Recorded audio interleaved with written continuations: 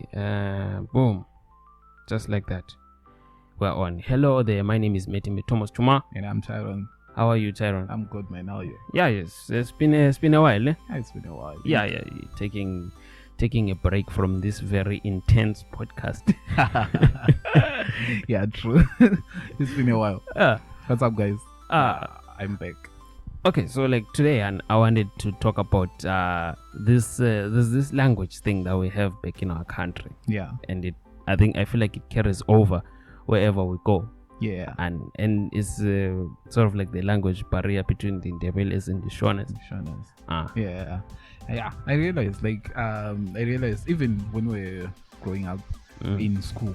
Yeah. Because like for me, I live in Mashonaland, but then I had to go for my high school in ndebele land. Yeah. So there was like at school there was like these are the ndebeles, then these are the shonas. Like there is like they definitely, because we do not speak the same language, people are going to be divided.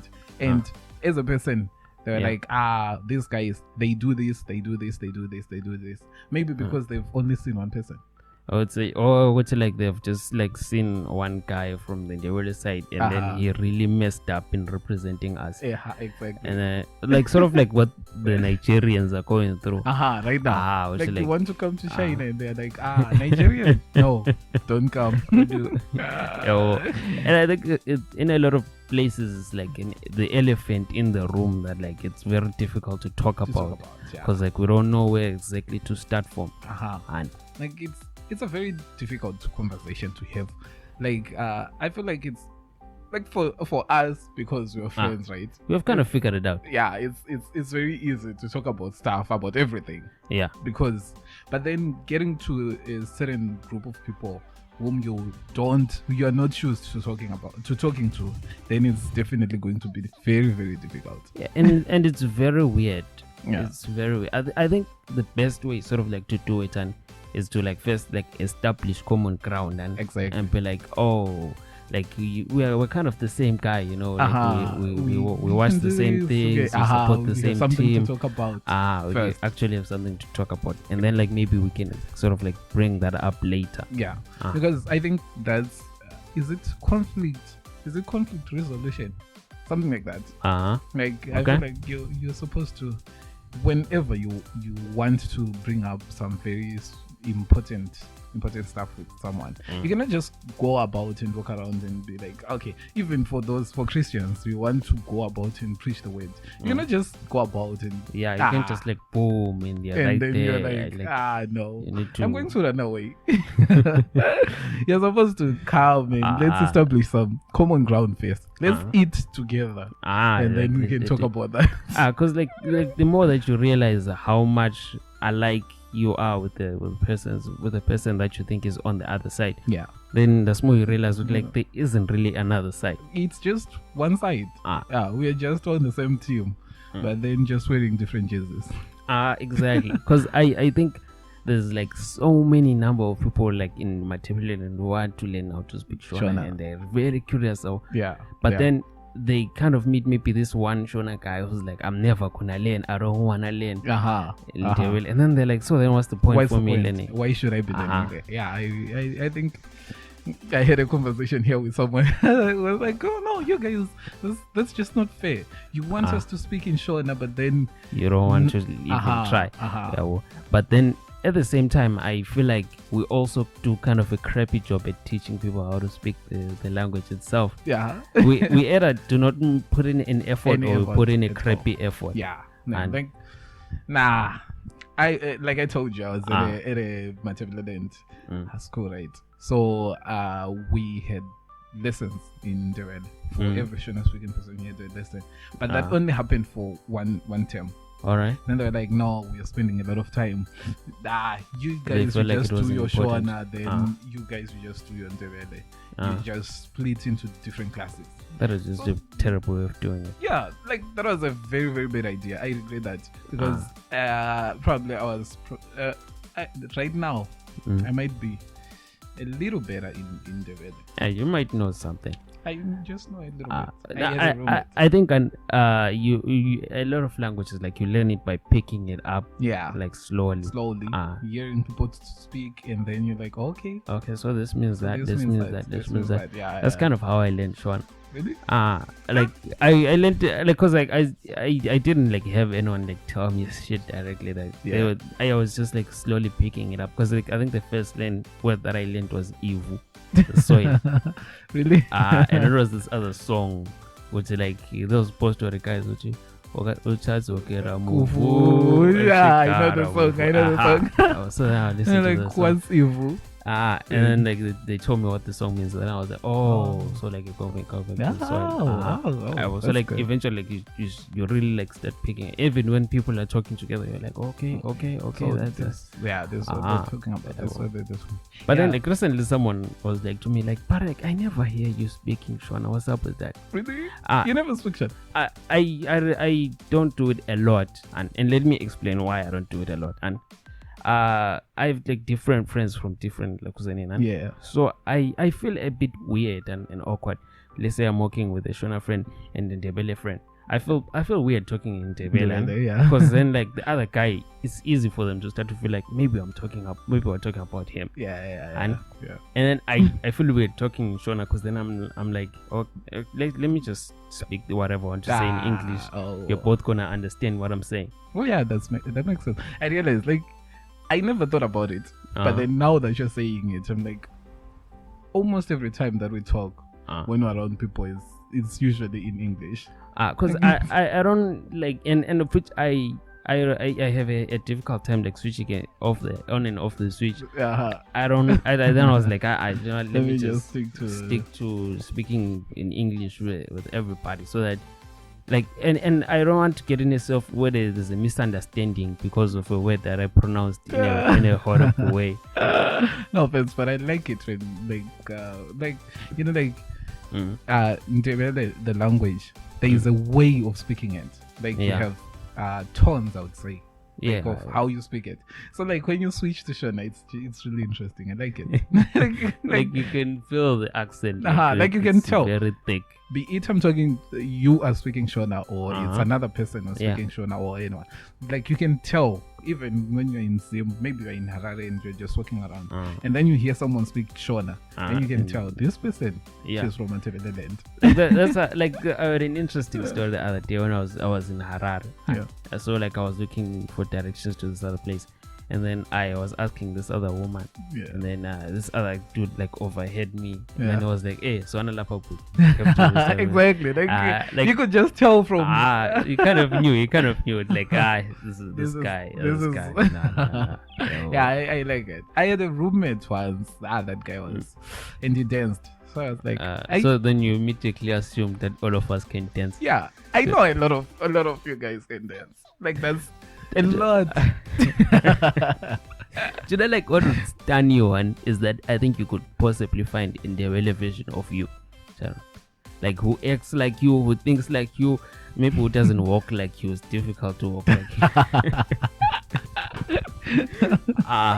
Okay. But then like, it's there somewhere. Really? And then there's a Shona version of me somewhere. Yeah, but that's true. And I know a Shona version of you. Yeah. Wow. That's interesting. I have a Shona version. Like he was my roommate in Upper Six. That guy is just like you. Wow. Like every time we're having an argument or a conversation, just like the way that I had met my. Like I want to say I want to meet this guy, but it sounds a bit gay.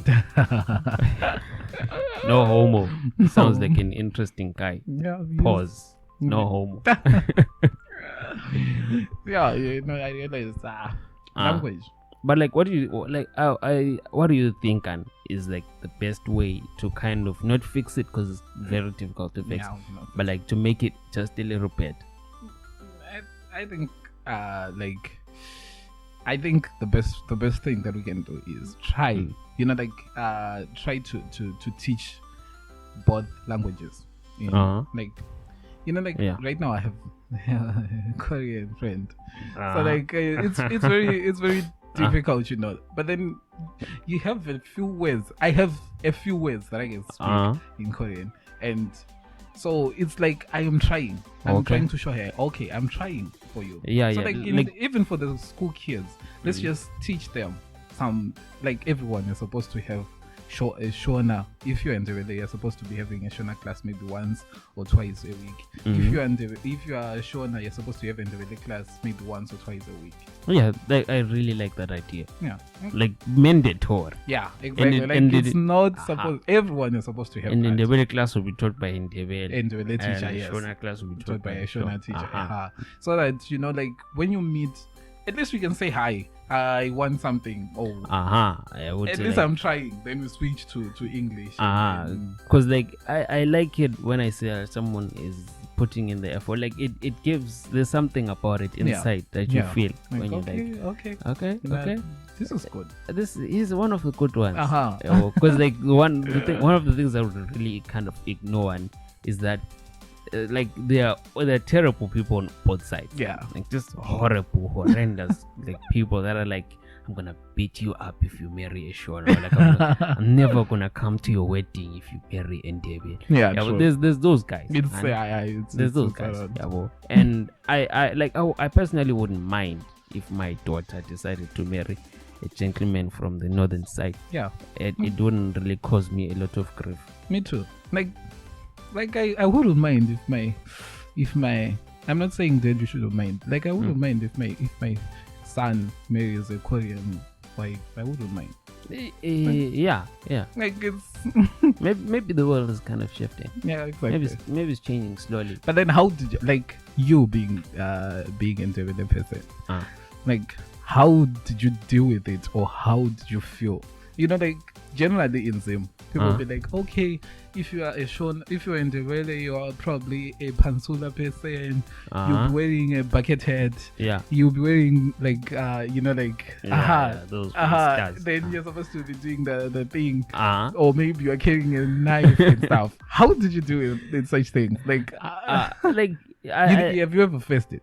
Yeah, like I would say like I have. Yeah, but then like you kind of like take it on the chin, and because then I'm like, maybe he has a good intention. Yeah. This dude, like he's saying horrible stuff, and then I'm like, I don't know what you have seen or what you have experienced that has caused you to see the world that you see it. Yeah. So I don't think I can judge you like that. Yeah. And I don't know. Maybe I'm a soft guy, which is a good thing. I think I personally, I think it's a good thing. Like you don't have to be too serious about the world. There are a lot of bad people out there. There are a lot of bad people. If you have like that much energy on such things, it's going to affect you personally, because you are going to be meeting a lot of bad people. But then it's just going to be building up inside you. So like if you and then you're gonna like blow it up on the wrong person. Doesn't deserve it. Then the cycle continues. Yeah. So being a soft person, I think it's a very good thing. We should all be soft, We should all be soft. No homo. Yeah. This is interesting. This is interesting because I hope and would say like maybe one person can listen to this podcast and then maybe like maybe I heard it wrong about this shona guys. Yeah. And then they really think about like their positions, because like dude, there's some very derogatory terms that are thrown around on both sides. Like you hear them, you're like, "Ish, oh my god!" How can they be saying that? Exactly. Like you'll be like, "Wow, like so much hate on in one person." But then, for me personally, this is something that I've always liked. Like I wanted to go to Lawayo for the ladies. Yeah, we have them. I give it to my development. Wow. And I have to give it up to the shona guys. Like you're really killing it out there in Matebelele. Dude, they really love your knickers. I'm not gonna lie to you. I don't know about that though. But then dude, they really like you guys. No, because I don't know what it is. I think like maybe it's an exotic plant thing, and to them it's like, wow. Because let me try this guy who speaks some broken ndebele. Because then they're like, oh my god, he's cute. And then like even me, when I go up there sometimes, you know, you see them exactly. You see like, oh my. So I think it makes sense. All right. They'll be like, okay, I want to try different. From the so south. maybe it's like that, which is a very good way. You know, like back then, marriage was used to bond people. Back then, they didn't play like that. They didn't play like that. You can't do that. Yeah, you cannot. If you do that, then you are breaking ties with the whole family. You're gonna go and live with those guys who also don't like you, except for this one lady. For this one person. And then you're just going to be. It's just going to be you and your husband and your kids. Yeah, I do my best to try to be nice to the new person in the family. Yeah, like the person maybe who marries your sister or something like that. Because I think of it like.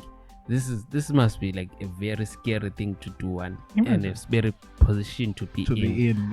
Because like you're like all of this, because like you're just thinking like, do these people like me? Yeah. What if they hate me and stuff like that? I hate being around new people. Like I don't hate it, but then it makes me feel so uncomfortable. Me too. Like I like being around familiar faces. You know, like when I get used to a person, it's easier like that. But then like when you're like, imagine like you're new and then like you're not sure if the dad likes you because he never says anything to you. He's just quiet. He's just doing his thing. He's just sitting there like, how do you approach him? Like, hello, how are you? I am sleeping with your daughter.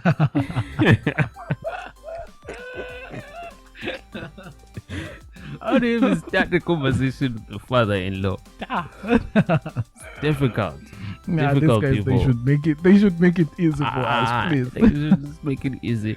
But I think I'm gonna make it easy for the. I don't know how I'm gonna do it with the kid, because like you always think of it like they're also in a tough position. Yeah, I think so. Like they don't want like to become too soft when you look at them, so that you don't disrespect them. I think that's the thing. Like but then how can you make it, you being the son-in-law? Yeah. How can you make it easier for your in-laws? Dude, parents like me. Dude, parents love me. I'm telling you. Are you sure about that? I'm telling you, like parents really love me. They see me around and then they're like, oh my god, like you should marry our daughter. You were young, dude. Even now, you have grown up. You're now a man. No. Think you were like, this guy. We know then what maybe you were cute. Maybe you were cute, and they'll be like, okay, he's just a cute boy. He's just hanging around. He's not scary at all. It doesn't even have a chance. But now you're a man. Definitely not. They'll kill you. What minutes? 17 minutes. 18 minutes. I think we can like push one more minute and then we can close this podcast. It's just been interesting. Yeah, this has been a very interesting thing. So what's your final message to the world? Please do not judge people by their language. Do not judge people by the color of their skin. Yeah, that was like it's something that you can just throw around, because like right now, definitely everyone is talking about racism. Black Lives Matter. I don't know when I'm gonna do that one, like the race thing. I don't know who I'm gonna do it because I have to do it to the serious person. No offense. Yeah, you have to. I feel like it's then you're supposed to put the Henke and the black. No, that's a very it's gonna be hacky. Yeah, like it's gonna be hacky. Black Lives Matter. Yeah. So this has been the Son of Koma podcast.